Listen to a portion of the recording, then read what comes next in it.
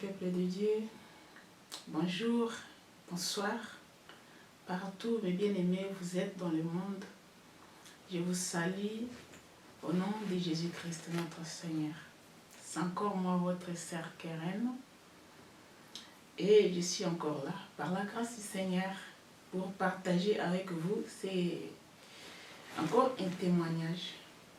Voilà mes bien-aimés. Mais avant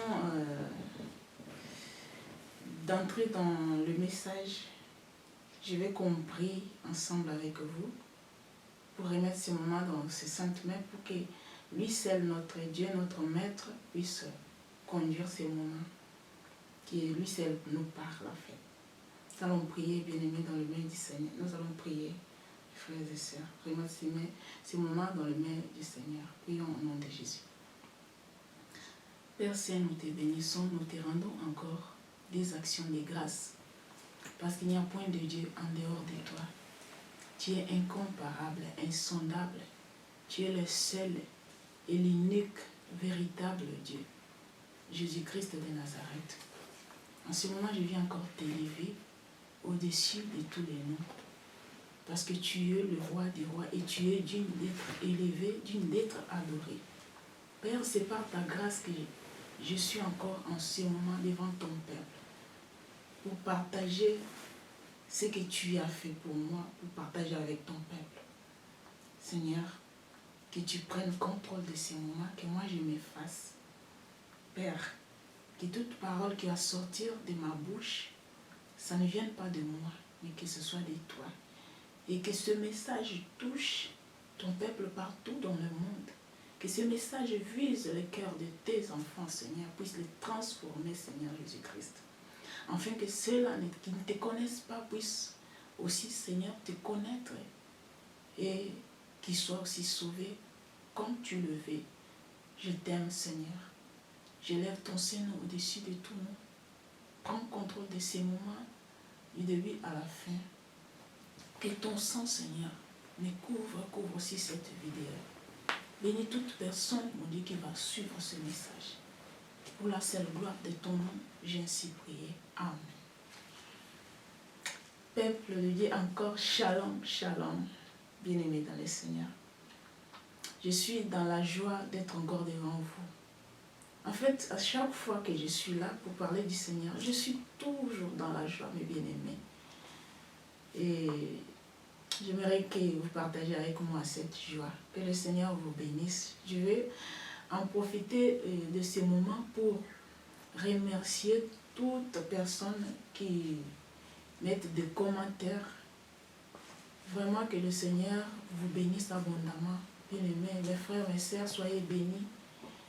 Et parce que sachez que vos commentaires vraiment nous encouragent.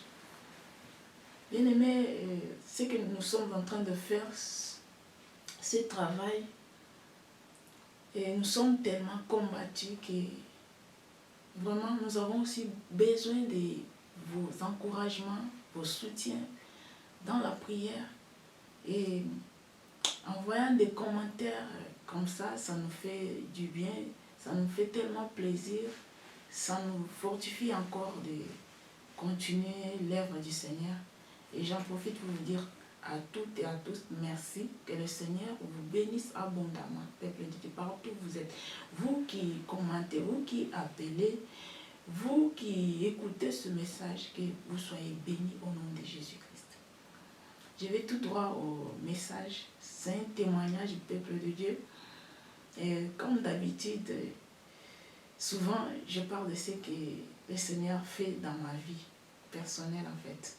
Ce que je vis avec le Seigneur, ce que je viens, je vous apporte en fait que nous puissions partager avec vous. Pour que vous sachiez combien le Seigneur est bon, il est grand, combien il nous aime, peuple de Dieu. C'est mon histoire en fait. J'ai vécu cela et je vais partager avec vous. Soyez vraiment attentifs au message du peuple de Dieu et que ces témoignages vous touchent, vous transforment aussi, peuple de Dieu. Bien aimé, je vais commencer. Voilà, c'est quelque chose de... de privé en fait. J'ai une connaissance en moi, un proche, mes bien-aimés. C'est une personne vraiment très proche de moi qui me soutient, qui m'encourage dans beaucoup de choses. Mais cette fois-ci, cette personne m'avait donné, en quelque sorte, un conseil de ne pas écouter souvent une personne qu'on connaît toutes les deux, et de ne pas vraiment l'écouter, de ne pas tout le temps vraiment prendre ses appels. Cette personne m'a conseillé dans le bon sens en fait. Et j'ai écouté. Normalement, je devais obéir, j'ai obéi. Maintenant, à chaque fois quand la personne me parle, elle me pose des questions. Et comment cette personne-là dont je t'avais parlé, est-ce que il t'appelle souvent, est-ce que tu décroches, est-ce que voilà, ça. Et ce même jour-là, bon, je peux dire, ces mêmes jours-là, je peux dire les avant-midi, ben, j'avais parlé, j'avais pas le courage de ne pas prendre son téléphone ou décrocher, j'avais pas ce courage-là. Mais j'avais quand même parlé à la personne. Maintenant, quand elle est venue me demander, j'espère que tu n'as pas vraiment appelé ou tu n'as pas parlé avec cette personne, tu l'évites quand même. Bien, mais je ne vais pas entrer dans les détails parce que c'est quelque chose de privé en fait. C'était dans le bon sens, mais je ne peux pas dire ce qu'on a parlé ici. J'espère que vous me comprenez. Et voilà, mes bien-aimés, j'avais pas le courage de dire à la personne que non, j'avais pas appelé. Et je m'a dit bon, j'avais pas dit oui ni non. Quand elle m'a demandé si je l'appelle, je prends toujours ses appels. J'avais pas répondu, j'avais rien dit, ni oui ni non. Mais vous savez qu'en moi, j'avais appelé la personne, bon, j'avais pris son appel, j'avais répondu en fait. Mais j'avais pas le courage de répondre à ma connaissance là, pour ne pas vraiment blesser en fait. Je n'ai rien dit. Elle a compris, selon elle, elle a compris que non, oui, donc j'ai pas pris ces messages et voilà. Elle m'a dit non, c'est que c'est bien, que ça va, c'est bien comme tu l'ignores et c'est bien, continue comme ça parce que c'est pas quelqu'un à fréquenter en fait. Parce que c'est une personne là, bon, qui ne se comporte pas comme il faut, comme quelqu'un de bien en fait, quelqu'un qui connaît le Seigneur. C'est ça en fait. Peuple de Dieu, quand elle a dit que non, donc ça va, c'est bon, comme tu l'évites, c'est bien. Vraiment continue comme ça. Et en moi, je suis restée bien, mais je n'étais pas tranquille parce que je savais que j'avais parlé avec la personne. Je n'avais pas le courage d'éviter cette personne ou de l'ignorer, c'est ma nature en fait. Donc j'étais comme si un peu tiraillée de tous les deux côtés. Peuple de Dieu, c'était difficile pour moi, mais je suis restée. À moi, le Saint-Esprit a commencé à... Donc j'étais plus à l'aise. Parce que je savais que je n'avais pas dit la vérité. Et comme on dit toujours, qui me dit mot constant, j'avais rien répondu, j'avais pas dit oui ni non. Et l'autre a compris que c'est que j'avais pas répondu, j'appelle plus, je ne réponds pas au message. Peuple de Dieu, c'était compliqué et c'était passé. Bref, on a passé à autre chose et puis c'est tout. Et c'est fini, bon. Je suis restée seule, mais cette chose-là me troublait. J'étais troublée. Pourquoi je n'ai pas dit la vérité?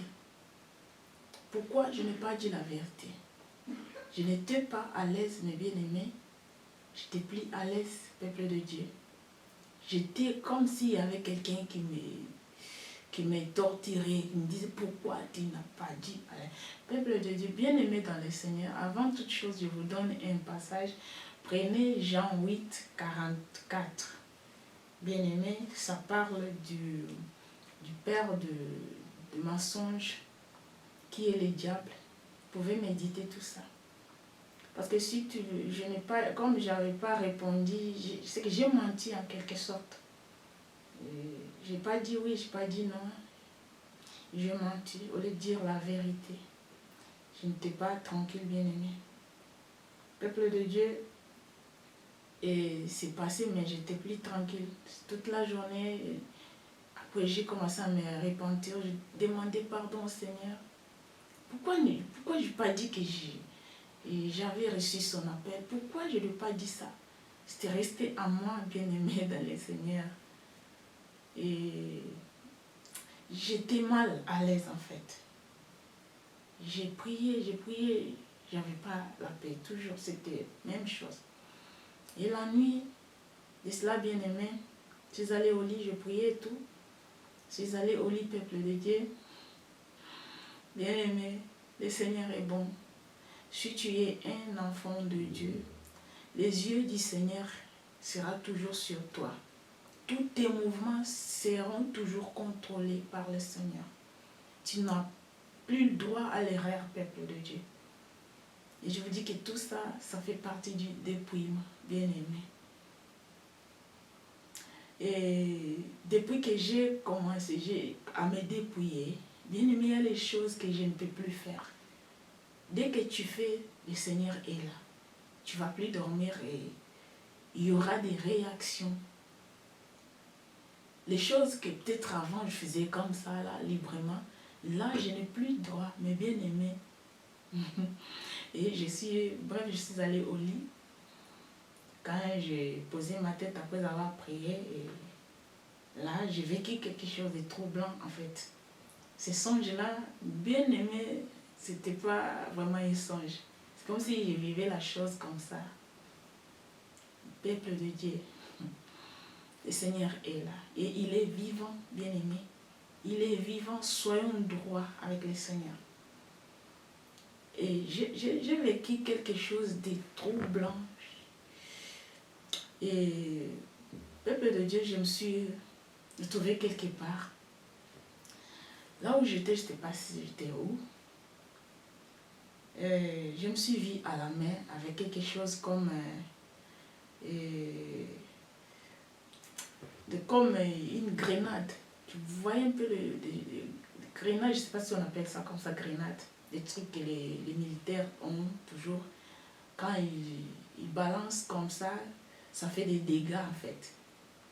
J'avais cette chose-là à ma main, mais peuple de Dieu, je ne savais pas d'où ça venait et pourquoi j'ai ça. J'étais paniquée, je me suis dit, oh.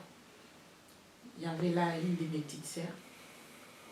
Je me suis dit, mais qu'est-ce que ça fait? J'ai tremblé, qu'est-ce que ça fait dans mes mains? D'où ça vient? Et j'ai cherché donc, un endroit pour jeter, balancer cela parce que ça risque de faire le dégât et me détruire aussi en fait. J'ai vu un endroit là, il y avait comme si c'était dans un ravin en fait. Et je me suis dit là, il n'y a personne, je vais balancer ça parce que si je jette partout, il y a des gens, je vais balancer là, c'est comme dans un ravin. J'ai jeté ça et j'ai dit à ma petite sœur, courons vite, loin de ça, parce que peut-être que ça peut aussi nous atteindre. Et nous avons couru, peuple de Dieu. Cette chose-là est allée exploser quelque part. Moi, je savais que c'était dans un ravin.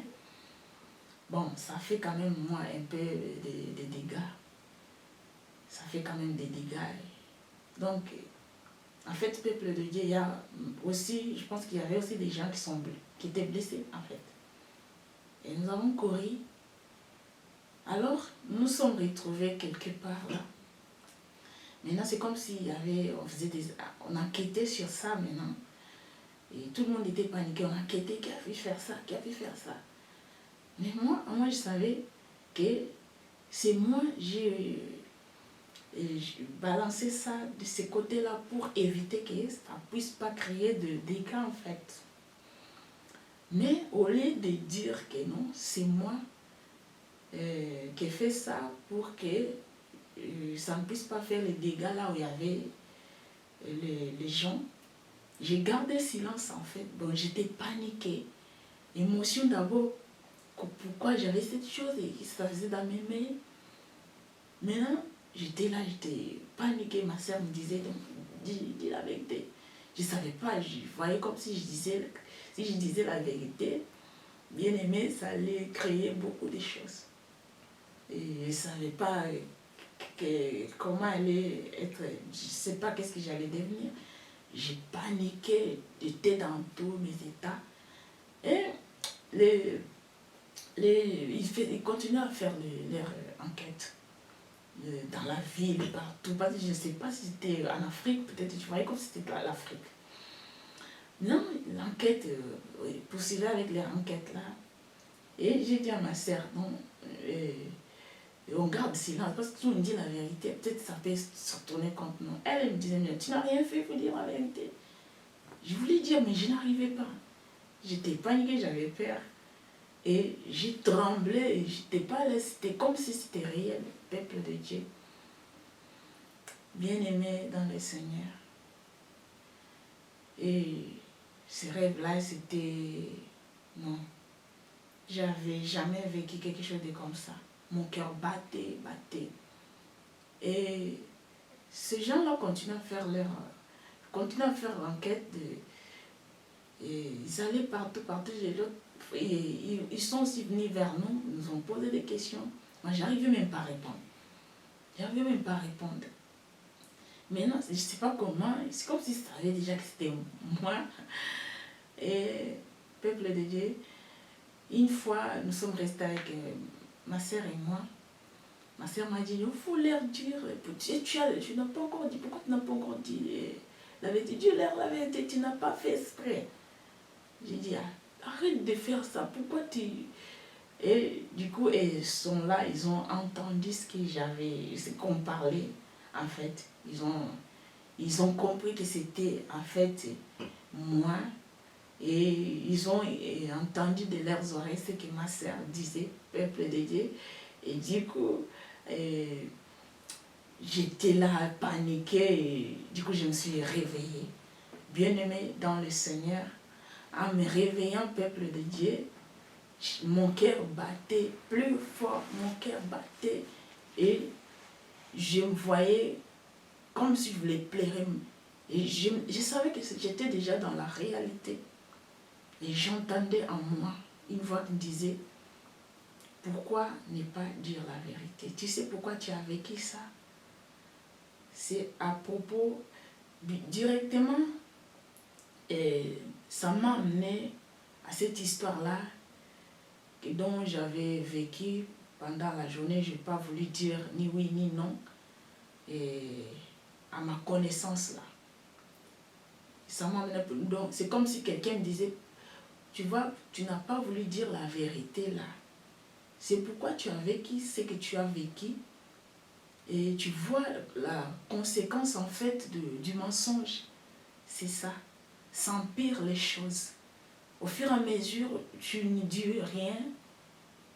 C'est que, comme tu ne dis rien, tu ne veux pas dire la vérité, tu t'enfonces en fait.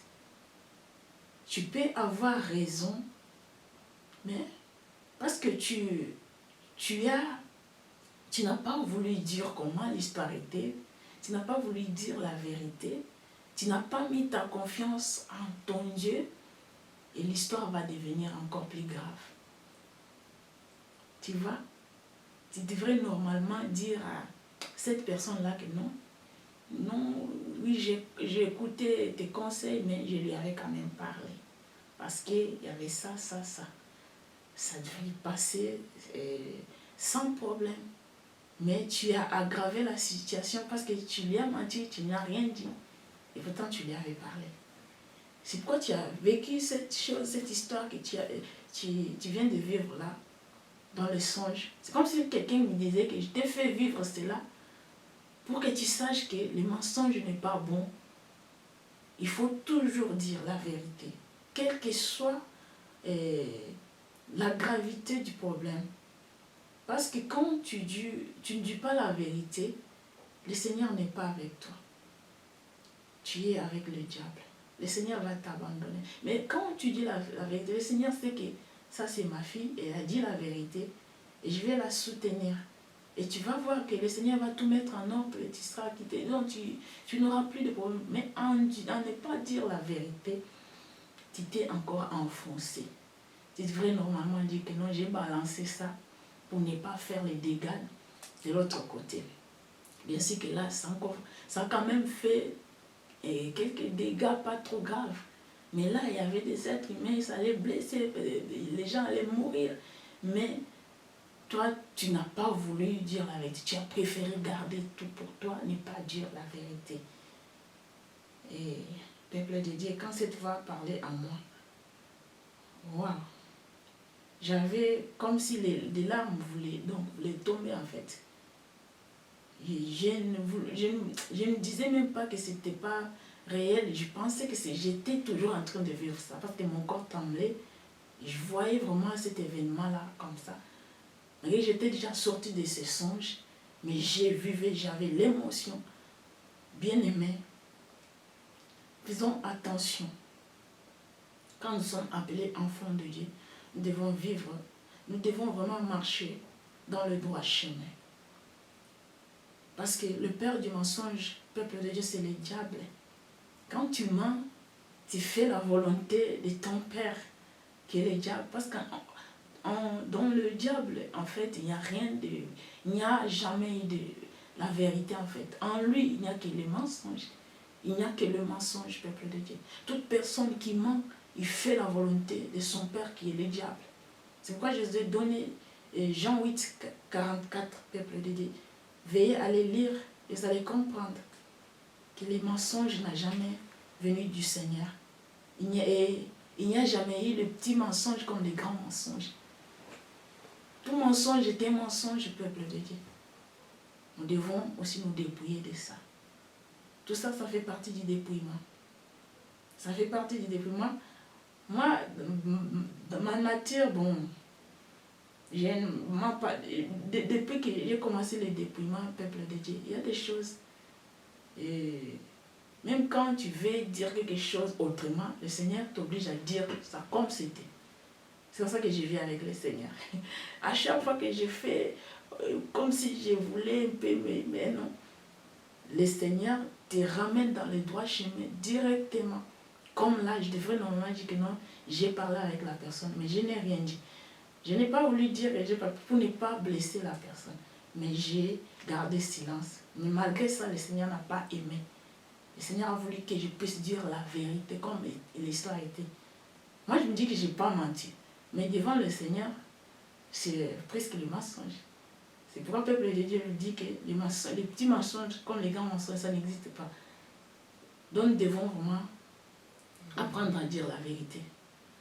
Parce qu'il y a beaucoup de nos frères, nos sœurs, tu acheter quelque chose à peut-être 30 €, peut-être une chaussure à 30 €. Une amie à toi te pose la question, tu as acheté à combien? Tu dis, j'ai acheté à 50 €. Je ne sais pas. Pourquoi on crée des mensonges comme ça? Tu te crées des mensonges et tu t'éloignes du Seigneur pour rien du tout. Pourtant, si tu disais la vérité, ça n'allait rien t'écouter. Peuple de Dieu, essayons de marcher dans la vérité. Marchons dans la vérité, bien-aimés. Marchons dans la vérité, parce que quand on marche dans la vérité, on fait la volonté de notre Père, qui est le Seigneur Jésus-Christ. Mais quand on ment tout le temps pour rien du tout, t'acheter un sac à côté de ton immeuble, on te pose la question où t'as acheté ce sac, il est belle, hein? Il est joli ton sac, tu dis merci, mais je l'ai acheté en ligne, j'ai commandé ça en ligne et ça m'a coûté autant. Pourtant tout ça c'est pas vrai, tu l'as acheté à côté de toi. Bien aimé, pourquoi on n'aime pas dire la vérité, peuple de Dieu? Essayons de nous dépouiller du mensonge parce que ça ne fait pas partie des enfants de Dieu. Ça ne vient pas de Dieu. Beaucoup seront surpris pour un petit mensonge, comme on le dit, on rate le royaume des cieux. Pour quelque chose de petit, comme on le dit, on rate le royaume des cieux. On te donne de l'argent pour aller acheter quelque chose. Tu as acheté autant, 35 €. Toi, tu viens dire à la personne qui t'a envoyé, j'ai acheté à 40 €. Pourquoi, bien-aimé? Si tu as besoin de l'argent, demande à la personne. Dieu va toucher son cœur et il va te donner. Essayons, peuple de Dieu, de pratiquer la vérité, de dire la vérité souvent. Moi, voyez un peu ce qui m'est arrivé là. Je veux dire que je n'ai pas voulu, mais je n'ai pas voulu en fait vexer la personne. Mais le Seigneur n'a pas aimé. Et il m'a fait vivre quelque chose d'extraordinaire. Peuple de Dieu, c'est quelque chose que je ne peux pas aimer revivre encore. Ce que j'ai vécu dans le songe, c'était compliqué, c'était dur. C'était troublant en fait. C'est pourquoi, bien aimé dans le Seigneur, j'ai voulu partager avec vous mon témoignage. Que ça puisse toucher, parce que beaucoup des enfants de Dieu, qui s'appellent des enfants de Dieu, vivent dans les mensonges et pensent que ce n'est pas du mensonge, et pourtant c'est le mensonge. Il n'y a pas de grands ou de petits mensonges.